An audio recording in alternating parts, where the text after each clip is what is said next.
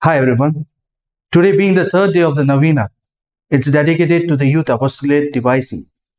Dear friends, cross is a great gift given to us by Jesus. Pope Francis, reflecting on the cross, says that the cross of Christ, embraced with love, never brings sadness with it, but joy. The joy of being saved.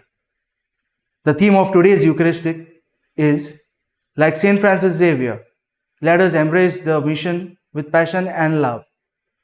The first reading, this pericope of the letter to St. Paul to the Philippians exalts the divinity of Jesus Christ.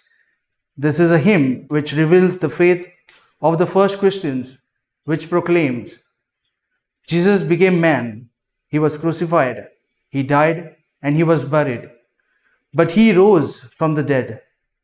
He was truly God and man.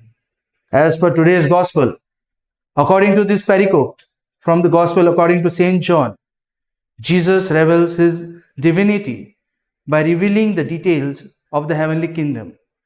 At the end, we realize that God loved us so much that as a sign, he offered himself to us.